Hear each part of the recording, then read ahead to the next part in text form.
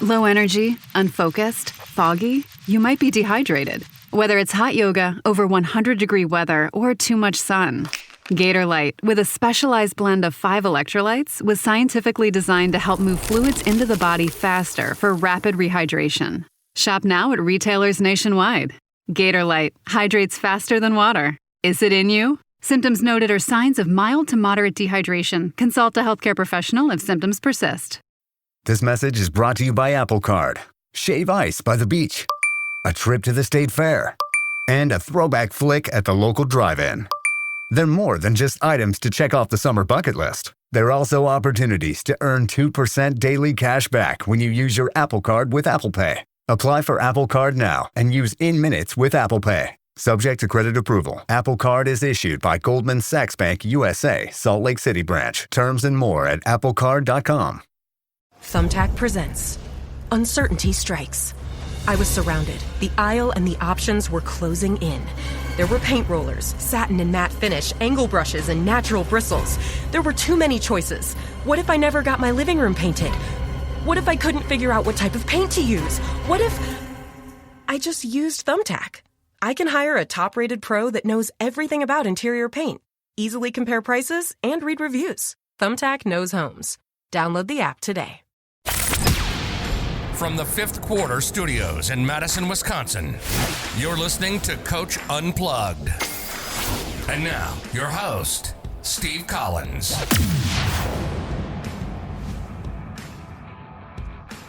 Hey, everybody. Happy Friday. I won't do the Friday song this week. I'll do it next week. Episode 646 of Coach Unplugged. Before we dive in, I'd like to give a big shout out to our 2 sponsors. Part 3 of the Kris interview with practice planning. But before I do that, go over and check out Dr. Dish. I think it's a great machine. I mean, you've heard me talk about it for almost a year. There's a reason they are a sponsor. There's a reason to talk about them every podcast. Go over and check them out. Mention Coach when you give them a call. Mention Coach Unplugged. They'll give you $350 off your next purchase. Also, go over and check out teachhoops.com for coaches who want to get it better. Handouts. Videos, a community, one-on-one calls, office hours, my personal email address. There's the reasons you should join. All right, go over and check it out, and let's head off. Happy Friday. Bye. On what we're going to see in that game. Yeah, and that's what I tell coaches too. It's like you got to, let's say having 2-hour practice is probably long for end of the season, but let's say you have a 2-hour, you got to chunk out that 25, 30 minutes to worry about your opponent. And we map it out. Like if we're playing on a Thursday, Monday will be about us, Tuesday will be about us and them, Wednesday will be more about them. You know, you got to kind of decipher it, but I like that. Yeah. So for this particular team, our 1 and our 2 defense was a box and 1, a triangle and 2, because they had some good individual players. So we were going to throw a little junk defense at them. They play a 2-3 zone, so we were going to work on our zone offenses. Okay. Actually, I want to show you. This was one we sort of invented on the fly. I don't know if I'm sure someone's done something like this. We were just trying to come up with something so we could get a shot. Tell people that, that'd be great. Let me see it. Well, I tell coaches too, if you need to work on something, invent something. Like, shoot, I can't tell you the number of drills that I just came up with because we needed to work on X. So I figured a way to work on X. Like, well, this was an offense where we were just trying to. I don't know. It's internet. I'm telling you, the world is on the internet right now. I'm surprised the internet hasn't broken. That's very true. Yeah. there's like half the world is on the internet right now. Yeah, on a Friday night, everybody's Zooming. Everyone's watching Netflix or whatever they're doing. Yeah. We called this, our best player was our point guard too. So we called this, I don't know, 4 over or something, or 4 across, who the hell knows, whatever. Name it Purple Monkey Dishwasher. Yeah, bingo.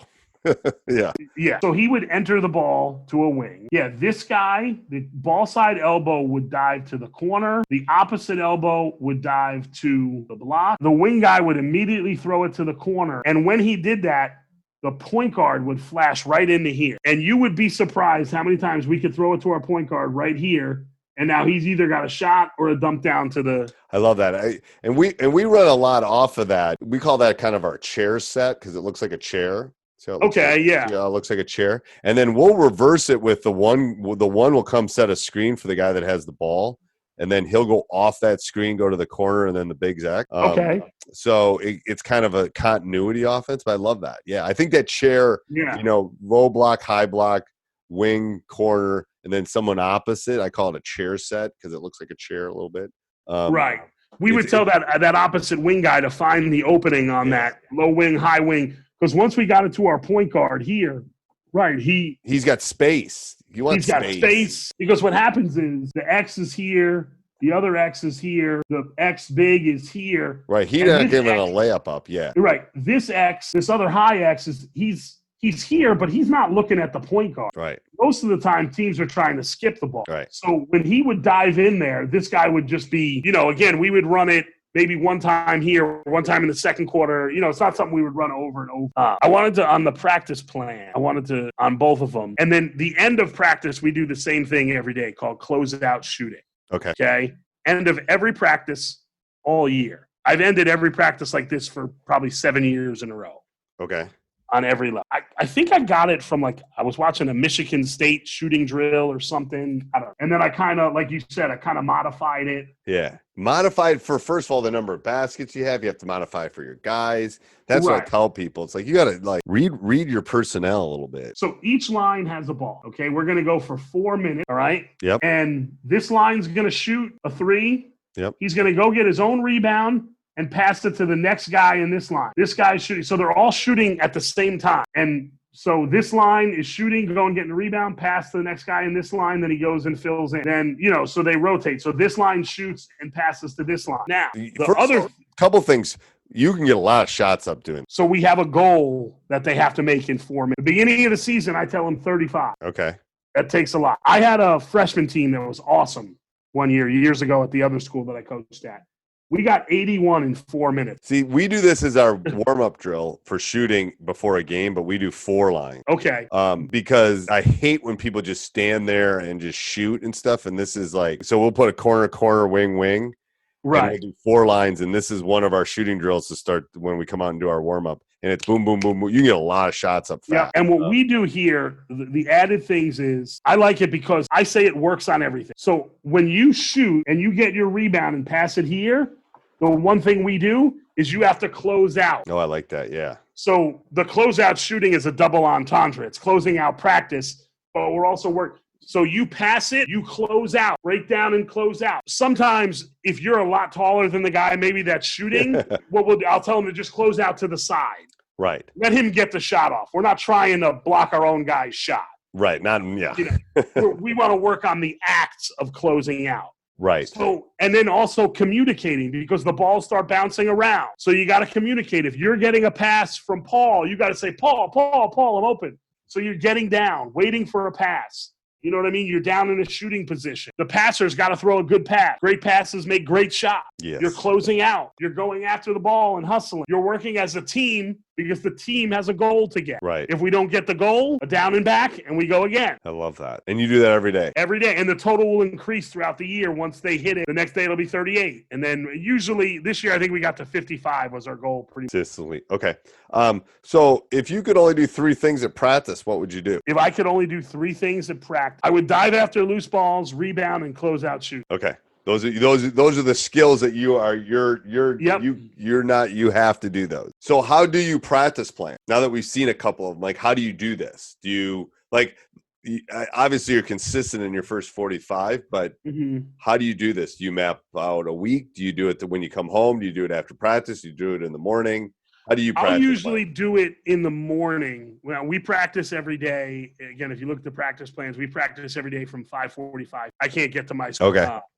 So I'll evaluate kind of because I'm getting home at 8 o'clock and then have some dinner or whatever. I'll think about it and sleep on it, and then the next morning I'll figure it out. And in the preseason, we tried to lay out all the things we needed to add in. We need to start talking about man defense, help defense concepts. So by the 3rd day, we should start putting that in. By the 5th day, we should start with our motion offense, our 5th set, which is our 4-round-1 motion. By the 8th day, we should have an out-of-bounds play, building up to that first game to make sure that, again, we were starting completely from scratch this year. So it's trying to, yeah. You're building. All right, so let me ask a couple questions that don't have to do with practice planning that I always love to ask. Is there one coaching moment we could dive into, like a success, a failure, something that a listener would get something out, a golden nugget? I refer to them as golden nuggets, but Is there one coaching moment you can dive into that our audience might learn from? Or it actually comes from the parent I was telling you about that went to Ireland with that young man. And when I was applying for jobs, I had reached out to the father to write me.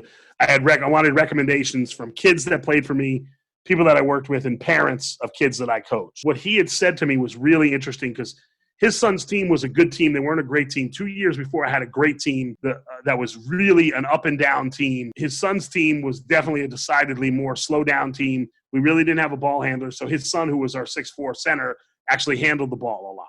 Okay. And I initiated the offense with him just because he was really smart, so he could get us into everything. And one of the great things he wrote in this letter, I've got it somewhere, he said, one of Coach DeBlasio's greatest attributes is that he doesn't get stuck in his ways, and he formulates his coaching around the team and talent that he has. And I think that's so important for high school coaching. I do. Because I'm just getting what I'm getting. I'm getting who shows up to the gym. And listen, there are a ton of things I wanted to do this year that we didn't do because we just couldn't do it. I love that. I was listening to a podcast, when I think it was Apollo 11 where they had all the stuff in the capsule and they had to figure out how to use all that stuff to get them home. Right. Somebody just did that with ventilators. They literally went to Home Depot, figured out everything they needed at Home Depot, took it home, and then figured out a way to make ventilators. How to make a ventilator from the stuff you could get at Home Depot. Like, it's problem solving. It's I love that. It's so if you could describe your coaching philosophy, how would you describe your coaching philosophy overall? And if you listen to my podcast, we talk a lot about this. My friends are much in this, but I am too. What is our mission? Is our mission to be an extension of the classroom and the education of the young men that we have? Or is our mission to win basketball? We all want to win games. I had a great friend of mine who was a college coach. Now he works with the LA Clippers community outreach program. He said to me, "Why are you coaching? Are you coaching to win games? Because if you are, you'll never be satisfied because nobody's ever won all the games." Right. John Wooden didn't win all his games. He didn't win all the games. Coach K almost got his ass fired after about 3. Yeah. He says, so my coaching philosophy is that I'm an extension of the educational mission of the school. Right. And that is to create well-rounded individuals who become active citizens in the country that we live in. Right. And become good people. That goes back to some of these things we talked about. Well, that's what I say too. It's like, I want you, if you're going to be a parent, I want you to be a good father someday. I want you to be a good husband someday. I want you to be a good citizen someday. I want you to come up with the solution for COVID-19. That's what I want. The basketball games, you're going to remember literally every time I fill the surveys out with my players, they remember the times more than they remember, like if you win a state championship, whatever, they win that. They remember that stuff. But they remember the hotel room or the bus trip, or those are the things that they laugh about, 20 years later. The year I had the really good freshman team, we lost in. Now, again, this is somewhat foreign when I talk to people from other states. We have 64 high schools in our county. In your county? In our county. That's a lot. 64 high schools. Yeah, okay. So we have a freshman county tournament. And again, I was at a small group 1 single A school, one of the small schools in the county, and we were undefeated and played in the county championship game. And we lost to one of the Catholic schools that, recruits kids. And that was our only loss of the season. And it came right after the Giants had won the second Super Bowl against the Patriots, 2011, 2012. Okay. And I heard Eli Manning on the radio the day before the championship game, and he said, they said, what are you going to take from the season? He said, I'm not going to remember the games. I'm going to remember the times in the hotel with the team and the pranks we played on each other in the locker room. And that's what I said to the reporter after the game. I said, that's what these kids are going to remember. Fine, we lost the championship game. That's great. Terrific. It wasn't in the cards for us to win. That's fine. But they're going to remember everything else. Right. And in fact, one of the young men from that team 2 years ago, it'll be 2 years in September, died in a car accident, 21 years old. The day it happened, I went over to the house where a bunch of the kids were congregating and some of the parents. We didn't talk about a single game. They talked about the crazy stuff I said to them in practice and yelling at them in the locker room. But we didn't talk about the physical games. And this was only 5-6 years later. So here's what I do when I speak at clinics and stuff, and I talk about relationships and all that. I said, take 30 seconds right now in your head. Picture the best coach you've ever had. Okay, so then I give them 30 seconds. And then I say to the person next to you, describe that coach. Describe that great coach that you had. And I give them like 10 seconds to go do that. And then I said, I bet every one of you, when you did that, weren't describing X's and O's. You weren't describing how they ran their man offense. You were describing how they made you feel and the relationship you had with them. It wasn't like coach ran the best man offense, like, oh, because that's not what you remember. Like, you remember how they made you feel, what it was like, all those kind of things. So that's what it's like. I think you're right. It's we're building citizens, basically. We're building good people, hopefully. And that's what I think. And I think that goes back to this kid that with the soccer thing. 10 years from now, I think he's going to look back at that as a positive, when he grows up. He will. And the thing is, here, every kid I've cut, most of the kids I've cut have realized why I've cut them. Most of them. Or the hard discussions I've had to have of why you're not playing. Later, sometimes it takes 5 years for some of them. Sometimes it takes 15. There's still a handful that still will never get it. I'm just the worst coach ever. But most of them eventually realize that, this is the way it is, blah, blah, blah. I needed to learn that lesson, and they move on. I threw a kid out of a freshman practice. My first year I was coaching freshmen. And there were a couple kids that came from another town, which is about 4 or 5 miles away. It's the dead of winter in New Jersey, like Wisconsin. It's very cold. And I threw this kid, Tristan, out of practice. I don't remember why, but I did. And he had to walk home to the other town because his parents weren't around to come pick him up. And their senior year, the one kid who I have a great relationship with to this day, he wrote me a letter. And one of the things that he said, when you threw Tristan out of that practice freshman year, I didn't understand why, but now I understand. Hey, everybody. I hope you're enjoying the podcast. Couple things you could do to help us out over at Coach Unplugged. First is you could go over and subscribe and like. We would really appreciate that. That really does help us a lot. Also, you could go over and check out teachhoops.com. You could make a commitment in your coaching. You could say, I'm going to become a better coach. I am going to sign up for 6 months. I'm going to sign up for a year. I'm going to join this community.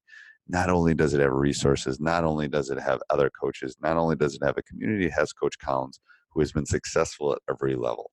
I am going to go make that commitment to become a better coach. So go over and check it out.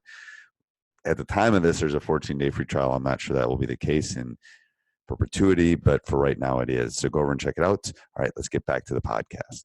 My dad made me do that from the Little League field when I was a kid. I remember that. Was he Press Maravich? It's like, go home. All right, so I'm going to do rapid fire with you right now. Usually I'm going to ask you a question, and usually these are relatively short responses, but some of them. All right, what's your favorite brand of basketball, the actual ball you play with? I don't give a rip. Okay.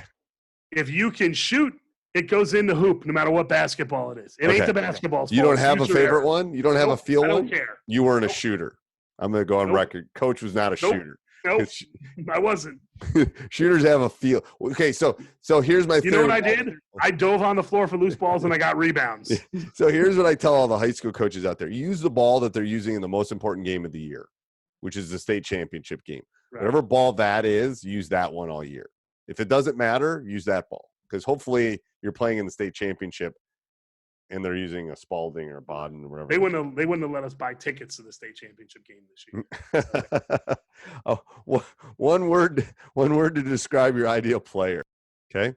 One sporting event in the entire world, what would you go to and why? The British Open 150th anniversary at St. Andrews. Are you going? Because it's the British Open and it's at St. Andrews. I've walked St. Andrews with my wife. Oh, unbelievable. I've walked across the bridge, the little bridge. Swoken Bridge. I've walked across it. Yeah, Sundays it's open to people. Yeah. It's like a buddy of mine's been there, yeah. And people picnic. My handicap's not good enough to golf there, so. No, I would just picnic. That's fine. It's awesome. It is like St. Andrews is terrific. It's one of those places, and I used to golf a lot more before I took coaching up, but I used to golf. It's one of those places you can just feel it. Like, you know what I mean? You can like. I've been to Augusta. Have you been to Augusta? I have not been to Augusta. I've been to the Masters 4 times, and you literally when you walk into Augusta's property, you talk quieter, you genuflect. Like it's just like. How is that to watch it? It's unbelievable. And where did you stay in Atlanta? No, I'm sorry. when I went there, I lived in Columbia, South Carolina, only an hour away. So I just drove down. That's easy then. Yeah. Because there's no place to stay there, from what I hear. No, well, I have an uncle that lives there. That's how I got the tickets. And then one time my dad flew down. One time my brother flew down. Okay. We went, and but yes, much like St. Andrews. Yeah, it is. Favorite pregame meal? Doritos? Peanut butter and jelly sandwich. I eat every day. Oh, I wish I could. My son's allergic to peanuts. I miss peanut butter. It's the easiest thing to make at 6 a.m. before you go to school. I know. Right? I miss peanut butter. One skill not being taught in today's game. The rules of the game. And what do you mean by that? Kids don't know the rules because kids only watch highlights. That is true. Any sport. Kids don't know the rules of the game. They watch highlights of my son's 18. He's going to a little Ivy school. He's a really bright kid. I go downstairs. He's watching a YouTube channel of a kid playing a video game. I go, first of all, why don't you at least play the game? You're watching someone play the game and then talk about it. It's like, I don't know. I sound like, get off my port. Get off my port. Get off my lawn. Old man yells at cloud. Yes. It's like, Jesus. I'm not even that. I'm only 42 and my friends already say that to me. One thing you do to relax. One thing I do to relax is stand-up comedy. Does that relax you? It absolutely does. I don't get nervous. I love just being on stage and telling jokes. And if people laugh, they laugh. If they don't, they don't. Mostly I want them to feel how do you feel about your set right now? I'm working on new stuff. Because I don't do it during basketball. It's kind of like a hiatus. It's like a 3-month hiatus, which is nice. Kind of breaks it up. So I just kind of write throughout the winter. And then when I emerge again in March to the comedy scene, it's all new material. So I tell people it's a little bit of a math problem because once you get a joke to work, it's always going to work. My biggest thing is I like to make my audience feel uncomfortable. I like 25% of the audience to not get the joke because then the other 75% laugh at the joke and laugh at the 25% of the people not getting it. Okay, that'd be interesting. So I have like a lot of obscure references and a lot of them are thinkers, not like deep thinkers, but like I'll tell you one of my best closing jokes that I use. And again, if you don't get the reference, I'm going to ask you before the joke. Do you know who Kate Spade is? Yeah, Kate Spade is my wife only has a Kate Spade purse. Right. Do you know what happened to Kate Spade? She committed suicide, I believe. Right. She hung herself. Yes. Okay. So I do one-liners is my big thing that I've really got. And so if she was from New York, so around here, this joke really works really well. I say, I was reading on the internet the other day that the Kate Spade line is coming out with a new line of handbag. They hang themselves. Okay. Sometimes I get groans and I'll walk off. I'll hear the groans and go, "Yep, thank you. I'm out of here." Not the most PC one, but yes, yeah. See, but you're right. That's pretty narrow. That like I probably put myself in the 75% of who knows who she is and then how she died. It's probably 10% of the population actually knows how she died. Right. And you say, I had a producer tell me this last August I had jokes and other jokes like that. You said it's not the most PC joke. He said what you do, he goes, you take the audience to the edge and then they're saying the punchline in their head. He goes, so you're actually putting it on the audience. I didn't say anything about, right? You're right. I love that. That's good. And how long is your set? Like 10, 15 minutes? Oh, I mean, if I really had to, I could do 25 to 30 minutes. You could. Of really good stuff. And then you just keep doing the same stuff? Well, like last summer I did, and then, it's like kind of seasonal. And then you throw out some and put new ones in? Yeah, I have about 5 new minutes right now. Okay, because I tell my math students, it's like a math thing. Like, if you get 15 minutes, you can ride that 15 minutes forever, and then you just throw in new ones. And if they bomb 3 times, also math-wise, it's also sequencing, which is obviously mathematics. Right? How you sequence the joke. It's the flow. It's it is. There's definitely a flow to it. And especially with the one-liners, it's really a puzzle piece. It's really a puzzle that you have to. It's Carrot Top, man. I'm telling you, It's like, if you ever seen him in person, I know he's not like in the comic world. It is literally machine gun. He keeps pulling props out and the thing about him is why he's underappreciated is they're all like, if he was doing it right now, it'd all be about COVID-19. Like, right. He's not pulling. He's got some ones that I've always seen when he does it, but he's always pulling out jokes, and it's like, oh, that one didn't work. It's like, he is pretty funny in person. I was more like observational Seinfeldish. more like what it was like to be a teacher, because being a teacher ain't in a high school. I don't have a lot of teacher stuff. People always ask me that. I don't like but you're not in a high school. I have been in high school. High schools are funny, man. I'm telling you. It is like I walk into one of my classes, I go, I could do 10 minutes on this class, because now I'd have to change the names to protect the innocent. You got to protect the innocent. You guys are like, seriously, like John over, I could make fun of you for 5 minutes. Are you kidding me? There's 5 minutes worth of material. Like, look at how you're dressed. You're dressed like my grandma. You know, what the hell? It's like, I mean, that's what they don't get. It's like, that's what it was, very observational. High school's fun. If you listen, that's the key, is to listen. Yes. They like, oh my God, it is Mean Girls 10 times 20. It's like the girls will eat each other. Swear to God. They are crazy at that age. I was in an all-girls high school for 2.5 years. So how much do you drink at night? A lot. I mean, I can't imagine. You know, Bobby Knight says the best coaching job's at an orphanage.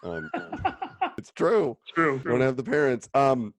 One coaching technique you consider important. The relationships you have with your kids. I'm telling you, it's an underlying. People don't. It's not about X's and O's, people. It isn't. They're talking about. I always say this: you can yell at any kid on your team if he knows you care. If he knows you, you truly care about him. Yep. And that's, I'm telling you, I've been talking to coaches for the last 2 weeks. That is the biggest part I'm missing right now. I'm not sure I'm going to have that connection next year, because I'm not spending that time with them right now when it's out of season. And I think my core is good, because we spent so much time together, but it's like, they got to know you got their back. And then when you're coming, it's like parenting. It's no different than parenting. It's like, for me, this was such an important off season. It's going to be my first full off season with this group. And it's just, I can't, nothing I can do about it. I know. It's best basketball player you've seen in person. I've seen them all. I've seen LeBron James play. I saw Steph Curry play when he was at Davidson. I saw LeBron James in the Cavs. I saw Kobe Bryant. I've seen Michael Jordan. I've seen Larry Bird. I've seen Magic Johnson. I never saw Kareem. Or Bill Russell, probably. Or Bill Russell. But my favorite basketball player of all time, or I think it's the best basketball player of all time, is Irvin Magic Johnson. And here's, I'm biased because Wesley's on the Bucks right now, but I think there's pieces of Giannis that remind me of Magic. Yes. Not there yet. He's not there yet. He's only 23 or 24. But his work ethic, his skill, the way he sees the court, how he wants to win. He could be in that category at some point. Yeah. Magic. I mean, Wisconsin's basically going to give it with Giannis the state, so he can have Wisconsin if you stay. Here you go. Yeah. Take the state capital. You just stay. Favorite? No, I'm not going to do that one. One thing that helped you become a better coach? Going to watch other coaches practice. And what do you get from that? You just get ideas. You see how they structure things. You can get some technical drills, but you just see how they operate their practice. Like you said, do they coach in the middle of the floor? What do their assistant coaches do? I'm lucky there's a Division III school here that's pretty good, Ramapo College. I've worked their camps for the last 10 summers, and I've become really close with the coach. And I go up there 3 or 4 times a year to watch practice, and again, like I said, you can take something technical from it, but it's more taking how each person operates practice. Yeah. And I tell people, just take a piece. Just take a piece. To go back to my resume, and I think I wrote it on the doc I sent you, I watched Tubby Smith practice every day for a year, Eddie Fogler practice every day for a year, Dave Odom practice every day for 7 years, Darren Horn practice every day for a year. I think I wrote it on there. That's almost 1,500 wins in college basketball. There's no better teaching tool than that. Right. And then, but you got to be you. Like, you got to be you. Like, you running your practice. What we just went over for the last hour is you. That's your practice. That's what you do. That's why I'm doing this, just so people can see this is not PC either, but there's more than one way of skinning a cat. Like, there's more than one way of doing something. They can all work. Best game you've seen in person? Best game of any sport or basketball? Any sport. Any best game you've seen? Well, a little bit of personal reason. University of Virginia beating Florida State for their first ACC loss in football in 1995. My best friend was playing at UVA at the time. Okay. And Florida State had joined the ACC and run through the league for 5 years. But I was also at the Kansas-Memphis National Championship. Yeah, I put my Virginia game last year, at least the semis probably. I mean, that NCAA, we went to that. I took my son to that. But wow. That was a great – Virginia's just, yeah. Anyway. Every day I want to coach more like Tony Bennett. I love And I don't think I can coach 7,000 million like Tony Bennett. He just thinks he's like his father. It's genetic. What's your favorite quote? I think I have it here, but yeah, a life is not important except in the impact it has on others' lives. Jackie Robinson, who hangs in my living room right over here with that quote. I love that. One word to describe your coaching style. Quiet. I'm going to say quiet. quiet. I'm just kidding. Um, Pause. You can't. Dead silence on podcasts are bad. I had to fill it. Yeah, Sorry. no, I know. I'm sorry. It's okay. We were just talking about that today, my brother and I. It's like you can't have that silence, or I'm gonna have to edit it out. It's okay. Experimental. Ooh, I like that. And why do you say experimental? Because I'm always willing to try new things. I think that's important. I mean, that's important in life too. Best basketball coach of all time. Best basketball coach of all time. It's hard not to say Mike Krzyzewski. Yep.